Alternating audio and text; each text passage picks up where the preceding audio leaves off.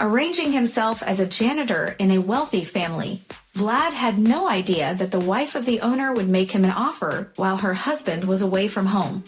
Nicholas was raised by his grandmother Emma. Their house was always impeccably clean, and the boy was taught order from a young age. He never threw his socks around, always wore neatly pressed clothes, and his shoes were shining clean, even though his possessions were the cheapest. His grandmother's pension barely covered basic needs and food. And yet Nicholas learned to cook well. As his grandmother said, he could make porridge from an axe.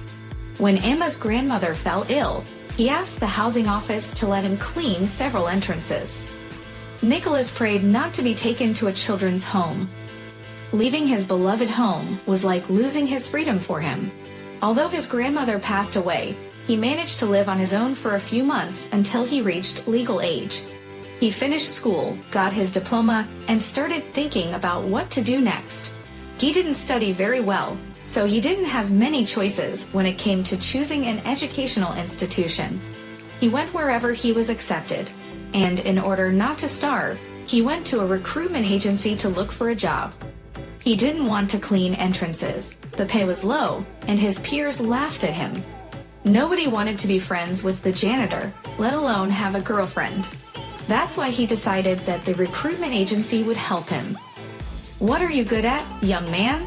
asked a beautiful girl with glasses. Nicholas hesitated. He was ashamed to admit that he didn't know how to do anything other than cooking and cleaning. He explained that he had no work experience and couldn't commit to a full-time job, but he needed the money.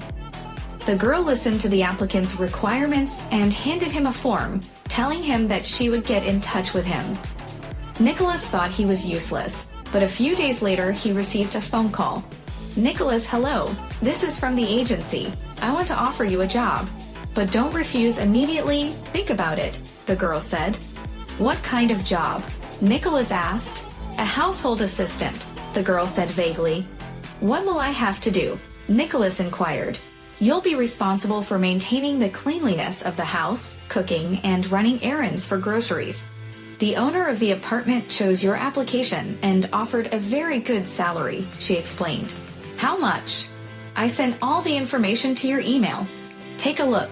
And personally, my advice is don't refuse, Nicholas. This salary is much higher than the market value. Without experience, no one will hire you. You only know how to manage, and they prefer women as housekeepers. You'll be very lucky if you can make a deal with the client." Nicholas looked at the offer, checked the address, and looked at the apartment photos. The picture showed a luxury house with expensive renovations, all the appliances. Nicholas could only dream of such a place, and the salary was indeed high. He would have to clean half of the city to make that much money. "No one will find out that I work as a housekeeping assistant. Everything will happen behind closed doors," he thought, and decided to go meet the owners of the apartment. He arrived at the right address and was amazed by the luxury of the elite new building. He was greeted by security, a concierge, and a building manager. Inside, everything was adorned with marble, crystal, and gold. Nicholas' eyes hurt from the gleam, as he was not used to such opulence. But he stoically walked through all the corridors and reached the desired apartment. He was greeted by the owners, Jonathan and Olivia. They looked to be in their 50s. "They seem like perfectly reasonable people, and the apartment is stunning," thought Nicholas as he surveyed the rooms. Jonathan and Olivia offered him tea, told him what needed to be done, and assigned him the task of cleaning the kitchen. Nicholas scrubbed the faucet so thoroughly that one could see their reflection in it. Everything sparkled with cleanliness. "Great job. You're a perfect fit for us. You'll come 3 times a week. No need to come more often. We don't live here. We work in the capital. We only come on weekends. On Wednesdays, you'll do the maintenance cleaning, and on Fridays, you'll prepare the house for our arrival, fill up the fridge, and cook food. On Mondays, you'll clean up after our stay. We'll coordinate the menu for our arrival in advance," said Olivia. "Here are your keys. We have your passport, so we hope you're an honest person. And to avoid temptations, we'll pay you well. We won't offend you," Jonathan said. "Of course, I'm a very honest person. Thank you. I'll come on Wednesday." Nicholas has started working. The apartment was new and fairly clean, and the owners didn't make too much mess. Nicholas even enjoyed his work. When he cleaned the stove or prepared something in the luxurious kitchen, he imagined himself as the owner of this magnificence. He entered the entrance hall with such an appearance as if this whole building belonged to him. He smiled at his neighbors and greeted them, mentally imagining that they, looking at him, thought he was wealthy. His social media accounts were filled with photos of his new life. It was even funny. Olivia asked him to make a salad with caviar, and Nicholas, who had never tried this delicacy before, spread a whole baguette with it, took a picture, and ate 2 jars of caviar with the huge baguette. The hostess didn't realize it, but he didn't feel well after such a dinner. The more he daydreamed, the harder it was to come back home to his grandmother's old place, where even the washing machine was ancient. He set himself a goal to get rich no matter what. To save money on transportation, he asked Jonathan for his bike, which had been sitting idle on the balcony collecting dust. Jonathan thought for a moment, and then waved his hand, handing the guide the useless contraption. A happy Nicholas started riding it to work. Thus, he combined business with pleasure. Noticing that Nicholas was doing well with his duties, Olivia recommended him to her friend. She needed cleaning once a week. That's how Nicholas started working more and earning more.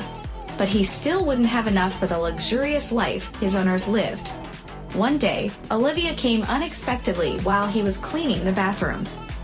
"All right, Nicholas, finish the cleaning. Here's my card. Go and buy me some expensive wine.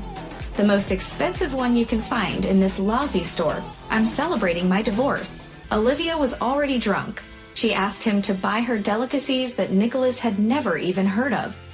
He couldn't find half of the items on the list, but he still set the table for the hostess, drooling. While he was working, Olivia suddenly appeared in the kitchen wearing a short robe. "My husband found himself another bimbo, and I will get even with him by being with you. Come here, Nicholas." When Nicholas realized that Olivia wasn't joking, he dropped the rag from his hands and tried to avoid the persistent lady. In her passion, Olivia admitted that the idea of hiring a housekeeper was her initiative because she was jealous of her husband and wouldn't allow another woman to enter their home. From her monologue, Nicholas concluded that there was no divorce and that Olivia was still interested in her husband since she was upset about his infidelity. Olivia confessed that she caught Jonathan with a secretary, left everything behind, and went home. Of course, divorcing the golden man would not be beneficial for her, so she decided that she could afford to have some fun with young and handsome Nicholas. However, Nicholas did not want to ruin his relationship with the boss and take risks. Besides, Olivia did not attract him at all. Nicholas pleaded illness and barely managed to escape, hoping that Olivia would sober up and regret her behavior. And so it happened. The next day, Olivia called Nicholas. She was crying and begged him not to tell her husband anything. Nicholas valued his job very much and promised to stay silent. Jonathan made up for his guilt with an expensive gift to his wife, and she forgave him. Everything was settled. Once, when Nicholas finished cleaning their house, someone rang the doorbell. Standing at the doorstep was a girl. She was as beautiful as an angel. She had luxurious blonde hair, blue eyes, and long legs. Nicholas didn't even understand what she said at first. He just stood there smiling like a fool. "So, yours?" she asked. "Sorry," he asked again. "Bicycle? Yours?" She nodded towards the door. Nicholas was used to carrying all his belongings with him. He didn't trust security. That's why he always placed his bicycle by the door. "Mine. Is it in the way?" "No, I just wanted to ask if I can park mine next to yours." The girl fluttered her eyelashes, and Nicholas listened to her voice and daydreamed. He imagined them strolling in the evenings, him holding her hand. "And do you live here?" "Nice apartment." She unabashedly peeked behind Nicholas. "I haven't met the neighbors yet, but I already like you. I'm Ava, and you?" "Nicholas, you can call me Nick." "Cool. Maybe you could invite me for tea then?" She fluttered her eyelashes again. Nicholas had prepared food for his visit to the hosts. The menu featured gluten-free pie, which he had struggled with for quite a while. But Ava completely captivated Nicholas. He nodded, let the girl into someone else's apartment, and locked the door. "And who is this? Your parents?" She noticed the photo frame. "Yes, I mean no," he replied. "What do you mean? Aunt and uncle." Ava didn't ask any more questions. She was more interested in the lavish renovation. The girl remained delighted with the perfect order and the set table. "It's like you were expecting me," she laughed. "Well, I was waiting for you," Nicholas grinned. They managed to have a real date. Nicholas fed Ava and treated her to the pie, which she enjoyed. She ate all the strawberries and asked for another piece of the figure-friendly pastry masterpiece. Nicholas was mesmerized and did everything just to please her. He told her that this apartment was his, and that sometimes relatives came to visit, but they didn't bother him. He also mentioned that he studied at a prestigious university and drove a Jeep. Ava listened intently and blinked her eyelashes. She liked her new neighbor, and before leaving, she offered to go biking together. "I recently moved here. I want to go biking in the park in the evenings." "It's close by," Ava said. "How about Monday? I'll be away, and my aunt and uncle aren't sociable, so don't go to them. They have their quirks," Nicholas replied. "Understood. Well, see you then." Ava waved goodbye. As Ava left to go back to her place, Nicholas stayed to clean up after their unexpected rendezvous. He had to prepare the pie all over again and rush out in the middle of the night to get strawberries. But he wasn't too upset about it. Nicholas could hardly wait for Monday. He was consumed with thoughts of his new acquaintance. This time he didn't save the salary. Nicholas bought flowers for Ava and decided to invite her to a restaurant after a walk. Ava appreciated his courting, but after the restaurant, Ava hinted again that it would be nice to have some tea.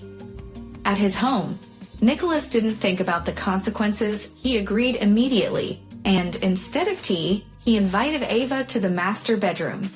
Ava didn't hesitate for long. She gave Nicholas all of herself and admired his abilities, although she was his first and only girlfriend. The night passed quickly, and in the morning, Ava ran off for errands. Nicholas was happy. He cleared the crime scene, but didn't want to leave. Nicholas imagined the gloomy grandmother's apartment, and he began to feel nauseous from his poverty. The life of a rich man that he invented for himself had become too dizzying, and he didn't leave. He knew that the apartment owners would only return for the weekend. Nicholas purchased a fresh bouquet and prepared dinner, but this time it was for himself and his beauty, and he waited. Ava rushed into his arms and stayed over for the night again. The lovers were blissful. "Will you drive me to my friend's place? You mentioned that you have a car," Ava hinted in the morning. "I can't. I don't have a car. Well, my car is in the shop." Nicholas stumbled. Ava was surprised, and then she began to laugh. "All right, I'll take a taxi. See you in the evening," she asked. "I'll be gone. We'll see each other on Monday." Nicholas darkened. "Really? Well, okay, too bad.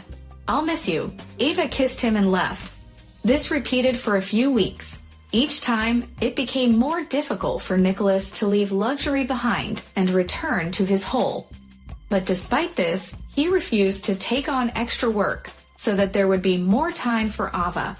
He no longer hid the fact that he and Ava were dating and didn't disguise himself at the entrance. They hugged each other in front of the security guards, and they returned to the apartment together in the evenings. Only Ava never invited Nicholas to her place, citing her strict father. But he didn't attach much importance to this.